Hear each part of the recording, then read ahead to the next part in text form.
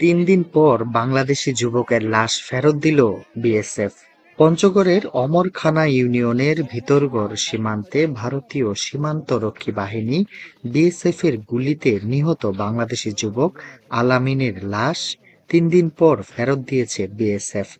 মঙ্গলবার রাতে তেঁতুলিয়ার উপজেলার বাংলাবান্ধা সীমান্তের জিরো লাইনে মরদেহ হস্তান্তর করা হয়। বিজিবি ও স্থানীয় সূত্রে জানা যায়, নীলফামারী ৫৬ বিজিবি ব্যাটালিয়নের আওতাধীন পঞ্চগড়ের ভিতরগড় সীমান্ত মেন পিলার ৭৪৪ এর ৭ নং সাব পিলার এলাকায় ভারতের অভ্যন্তরে আবালুপাড়া এলাকায় আলামিনের মরদেহ পড়ে থাকতে দেখেন স্থানীয়রা। গত ৮ই মার্চ শনিবার ভোরে ভারতের ৪৬ ভাটপাড়া বিএসএফ ব্যাটালিয়নের সদরের গুলিতে নিহত হয় আলামিন। এ ঘটনায় মরদেহ ফেরতসহ প্রতিবাদ জানাতে সোমবার বিজিবি বিএসএফ সেক্টর কমান্ডার পর্যায়ে পতাকা বৈঠক করা হয়।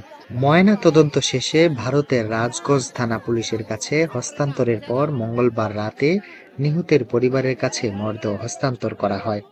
এ সময় ভারতের রাজগঞ্জ থানা পুলিশের ইন্সপেক্টর অনুপম মজুমদার ও বাংলাদেশের তেঁতুলিয়া থানা পুলিশের এসআই নরেশ চন্দ্র দাস, বিজিবি বিএসএফের সদস্য, নিহত আলামিনের সুরুজ মিয়া সহ পরিবারের সদস্যরা উপস্থিত ছিলেন।